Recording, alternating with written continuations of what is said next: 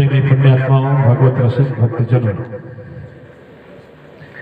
जैसा कि आपको ज्ञात है, हम सभी यहाँ भगवान की चर्चा में सम्मिलित होने, भगवत कथा का रसपान करने के लिए उपस्थित हुए हैं। जीवन में यह अवसर हमेशा मिलता नहीं, और मिल जाए तो समझदार लोग उसको चूकते नहीं। और जीवन में किया गया धर्म सत्कर्म ये कभी व्यर्थ जाने वाला चीज है नहीं। एक छोटा प्रसंग आपको बताते हैं। कबीर साहब की ही एक घटना आज फिर सुनाते हैं आपको। जैसा कि आपको पता है, कबीर साहब बनारस में रहा करते थे, तो काम एक ही था, कपड़ा बिनना, कपड़े का गट्ठर लेकर के बाजार में बेचना, और कपड़ा बेचने के बाद जो थोड़ा बहुत धनोपार्जन हो जाता था, उससे परिवार का भरण पोषण करना। तो रोज की भांति कबीर साहब कपड़े का गट्ठर लेकर के आज बनारस की गलियों में निकले। तो अमूमन क्या होता है कि जब व्यक्ति रोज घूमता है तो रोज लोगों से मिलते मिलते किसी न किसी से मित्रता हो जाती है। तो ऐसे कबीर साहब के भी कई सारे मित्र हो गए थे। तो जो देखता कपार पर कपड़े का गट्ठर लेकर के, तो कबीर को बोलता, रे आओ भैया थोड़ा सुस्ता लो, थोड़ा आराम कर लो, फिर इसके बाद गट्ठर उठा के बेचना। तो कहीं कहीं कबीर साहब रुक जाया करते थे। तो ऐसे कई लोगों से मित्रता हो गई थी। तो संत में अच्छा ही बताओ, गुलाब का फूल जहाँ रखोगे तो वहाँ कैसा गटेगा, कैसा गटेगा, गुलाब जैसा। और बेल का फूल रखोगे तो बेल जैसा, और मदिरा रखोगे तो मदिरा जैसा। तो ऐसे संत महात्मा जहां बैठेंगे वहां क्या करेंगे, उनके अंदर जो सुगंध भरा है भगवान के नाम का, वही चर्चा छेड़ेंगे। तो कबीर साहब के मित्र थे एक चौधरी जी, उनको बोले कि अरे मित्र, कब तक इस प्रपंच में फंसे रहोगे गृहस्थी के चक्कर में, अरे कुछ तो अपने मन को हटा करके भगवान में लगा लो। तो उनके पास कई सारी भैंस गाय थी। कहे बस बस बाबा जी, अब ज्यादा समय नहीं रह गया, 2 लड़के हैं, एक का ब्याह कर दिए हैं, अब एक को बाकी है। अब सोच रहे कि एक पतो है और उतार लें, इसके बाद क्या करना है, अब तो हमारा जिम्मेवारी खत्म, अब बैठ के भजन करना है। कबीर साहब कहते देखो समय समय कहाँ देता है, इसलिए समय का इंतजार नहीं करना, जब जागे तब सवेरा अभी से लग जाना है। ठीक है बाबा जी, पर आप जैसे खाली नहीं है हम लोग, ये कह के टाल दिया करते थे। समय बीतता गया, महीने 2 महीने पर फेरी लगाते कबीर साहब जब उस गली में जाते तो उनको उस मित्र से मुलाकात हो जाती थी। अब की फिर कबीर साहब से मुलाकात हुई। अरे चौधरी यार, सुने तुम्हारे छोटे वाले लड़के की भी शादी हो गई। कहा हाँ शादी तो हो गई है। तो कहा कि आप तो चलो भजन में लग जाया जाए, हमारे साथ लग जाओ। आइए बाबा जी, देखो 2 बिनाए हो जाए। क्या वो का कहा, बड़े वाले लड़के का बहू आई है तो उसका एक पोता हो गया है।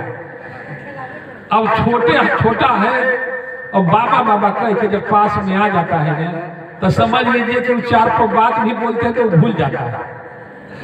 तो नतिया थोड़ा बड़ा हो जाएगा तो क्या करना है, बैठ के भजन न करना है। तो चौधरी थोड़ी देर नाती खिलाने लगे। फिर समय गुजरा, 1 साल बीता। तो कबीर साहब फिर घूमते हुए पहुंचे। कह रहे चौधरी यार, समय गुजरता जा रहा है, भगवान का भजन कब होगा। कहे बाबा जी बस बस, अब छोटी वाली पतों का भी लड़का होने को है, बस इसका मुंह देख लेंगे ना, आप घर बार राजपाट सब छोड़ के और केवल भजन में लग जाएंगे। तो कहे ठीक। अब समय गुजरा, एक दिन अचानक चौधरी की तबीयत खराब हुई और चौधरी चल बसे, प्राण पखेरु उड़ गया। और 7-8 महीना बाद कबीर साहब फिर उस गली में फेरी लगाने पहुंचे। तो गए उनके दरवाजे पर बैठे, तो इस बार चौधरी नहीं दिखे। चौधरी नहीं दिखे तो उनके बच्चों को बुलाया। बच्चे आए, पूछा कि अरे हमारे संगी कहाँ है, मित्र कहाँ है। तो कह रहे बाबा आप नहीं जानते हैं। कहना, कहा उनको तो गुजरे 6 महीने से ऊपर हो गए। तो कबीर साहब को बड़ा पछतावा हुआ। सोचे कि इनको हम हमेशा कहते रहे कि भगवान का नाम लीजिए, सत्कर्म कीजिए, ये जीवन में अवसर बार बार मिलना नहीं है। और देखो इसी प्रपंच में फंस करके जीवन उनका निकल गया। तो कबीर साहब विचार कर ही रहे थे तो उनकी नजर दरवाजे पर बांधी हुई एक गाय पर गई। किस पर गई? गाय पर। तो गाय अभी 3 महीना पहले बच्चा दी थी। कितना महीना पहले? हाँ, 3-4 महीना पहले बच्चा दी थी। तो कबीर साहब की नजर उस पर गई तो वो दरवाजे पर जब ध्यान से देखा तो वो चौधरी बछड़ा बन के उसी घर में आ गए थे। अब गाय का बच्चा बन के आ गए थे। अब मोह, परिवार से मोह, तो भगवान ने कहा कि ठीक है जाओ, अब मनुष्य का जीवन वाला कोटा तो खत्म हो गया, बैल बन के जाओ।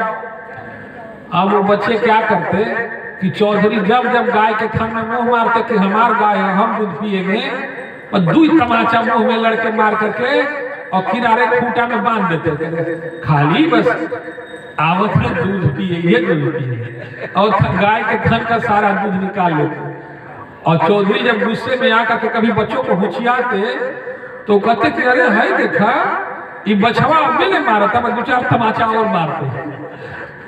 अब वो कभी कभी चाटने में लगते कि हम कोने को बाबू है, चिन्हा सा हमरा के, तो कौन पहचाने कि बाबूजी हैं? वो 2-4 डंडा और लगा के बांध देते हैं। चौधरी की बड़ी दुर्गति होती है। धीरे धीरे कबीर साहब तो वहां से चले गए। कुछ दिन बाद आए तो वो बैल हो गया था, बछड़ा। क्या हो गया था? हाँ, चरण पर बाधा हुआ था, नाद पर, जहाँ पशुओं को खिलाते हैं। कबीर साहब की तरफ उसकी नजर पड़ी तो कबीर साहब को पहचान गए चौधरी, और आंखों से आंसू गिरने लगा। आंखों से क्या गिरने लगा? आंसू गिरने लगा। कबीर साहब कह रहे थे अब पछताए हो तो क्या, जब चिड़िया चूक गई, हाँ समय चूक गया तो अब क्या करोगे? अब तो बाँ बाँ करोगे, राम राम तो नहीं होगा। क्या होगा? और ज्यादा बाँ बाँ करोगे ना तो वही लड़का, वही घर वाले उठा के 2 डंडा मारेंगे, काम करने काज कर, खाली बाँ बाँ चिल्लाया करता है। अब चौधरी को खूब क्या करते थे, ले जाके खेत जो देते थे, थोड़ा बहुत खाना दे देते थे। कबीर साहब ने विचार किया और विचार करके कह रहे हैं कि जीव की क्या दशा होती है जो भगवान का भजन नहीं करता।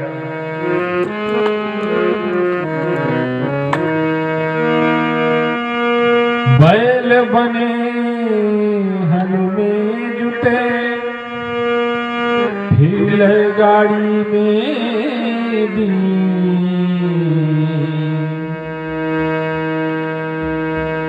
बैल हट्टा कट्टा हो, किसान क्या करता है, खेत में ले जा करके और उससे खेत की जुताई करता है। और कभी कभी जमीन कठोर होती है, जब बैल खींच नहीं पाता तो जबरदस्ती खिंचवाने के लिए क्या करता है किसान, पीछे से डंडा मारता है। तो कबीर साहब कहते हैं कि चेत जाओ, बैल बने हल में जुते, फिर ले गाड़ी में दी।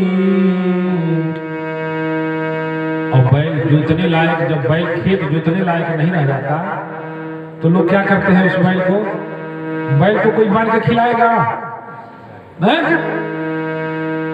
सबको काम वाला ना पसंद है।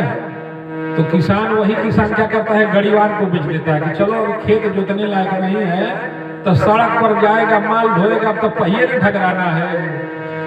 तो बैल बने हल में जुटे, फिर ले गाड़ी में दी।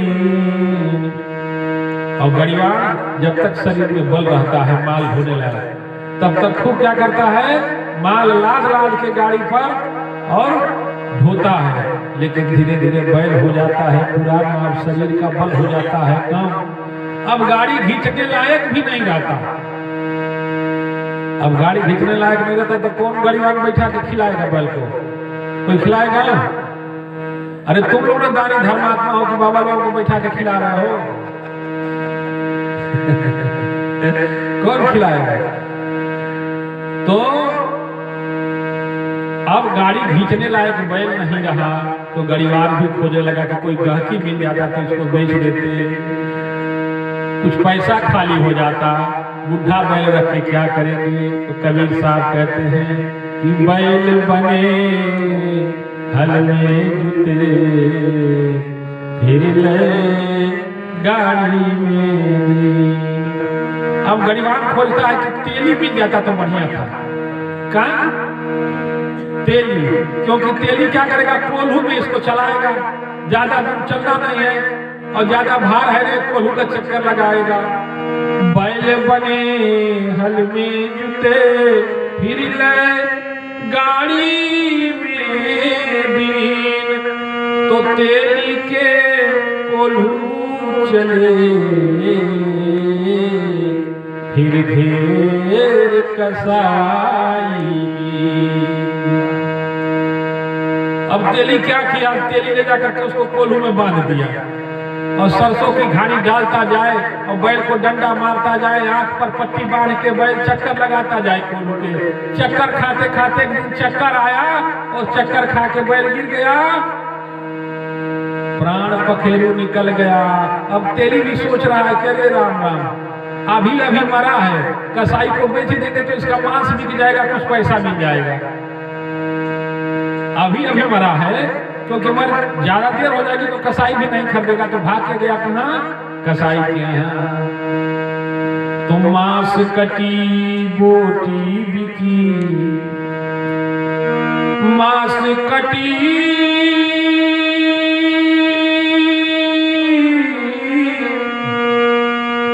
मांस कटी बोटी बिकी और चमड़न मढ़ी नगार।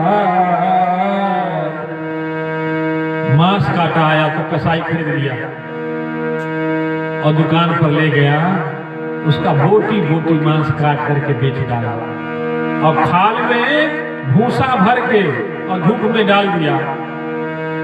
तो कछुए के कर्म बाकी रहे कि अब तक पड़ती मार। चमड़ा सूख गया तो उस चमड़े से क्या बनाया गया, नगारा बनाया गया। क्या बनाया गया, नगारा में एक हिस्सा होता है उसको टैया बोलते हैं। क्या बोलते हैं, उसको आग पर सेका जाता है और डंडे से मार मार के बजाया जाता है। तकरम गति तारे ना तरी, करम गति तारे ना तरी, तारे ना तरी, तारे ना तरी, करम गति तारे ना तरी, करम गति तारे ना तरी। कितना चालाकी कर ले, लेकिन कर्म की जो गति है उसको कोई बदल नहीं सकता। जो बोएंगे उसको ही काटना पड़ेगा, जो दान दिएंगे वही लौट के हमारे पास आएगा।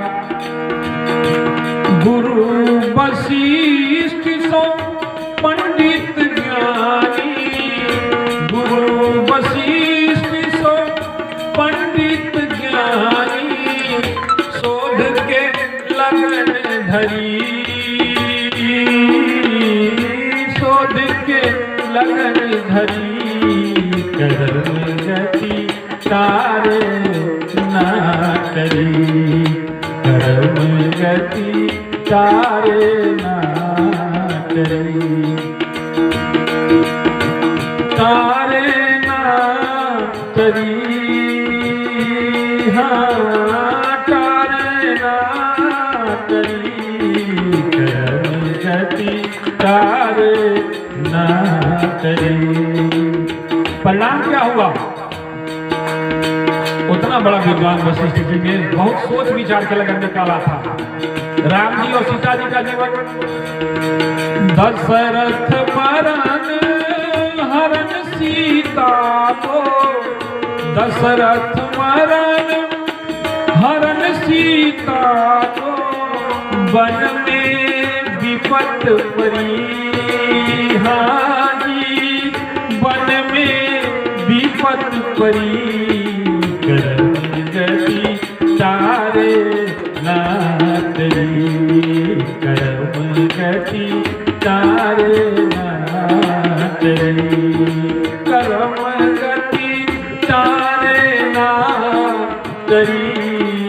कर्म गति तारे ना तरी, कर्म गति तारे ना तरी, कर्म गति तारे ना तरी, कर्म गति तारे ना तरी।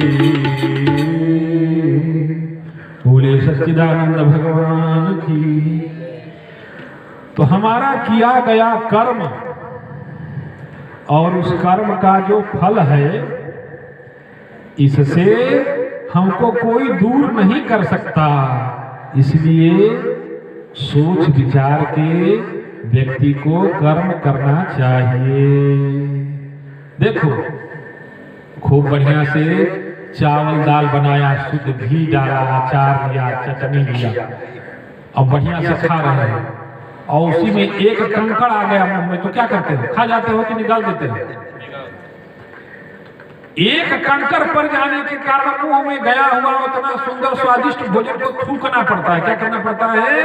उसी तरह हमारे जीवन में अगर एक पाप भी आ गया, एक कुकर्म, अनाचार, गलत अन्न भी आ गया, तो हमारे जीवन को नष्ट कर देता है। जैसे आलू के बोरे में अगर 2-4 आलू केवल सड़ा हुआ पड़ जाए, क्या पड़ जाए? 2-4 सड़ा हुआ आलू पूरे बोरे को जला के, पूरे बोरे को सड़ा के रख देता है, सारे आलू सड़ जाएंगे। गांव में लोग कहावत कहते हैं कि एक मछली पूरे तालाब को गंदा कर देती है। तो वैसे हमारा किया गया कर्म हमारे को बकसने वाला नहीं है। बाकी भगवान तो बहुत दयालु है, वो तो क्षमा कर देता है। माता पिता और गुरु हमेशा तुम्हारी रक्षा और तुम्हारे भला के लिए ही बोलते हैं। वो कब दंड देंगे? वो अपने बच्चे को, अपने संतान को भला दुखी देखना कौन चाहता है? दुनिया का ऐसा कौन माँ बाप होगा जो ये सोचेगा कि उसके बच्चे को तकलीफ मिले? क्यों सोचिए, कोई ये सोचेगा कि उसके बच्चे को कष्ट मिले? पर माता पिता कष्ट नहीं देते। हमको कष्ट कौन देता है? हमारा कर्म देता है। इसलिए कर्म करने से पहले हर व्यक्ति को विचार करना ही चाहिए। बोले सच्चिदानंद भगवान।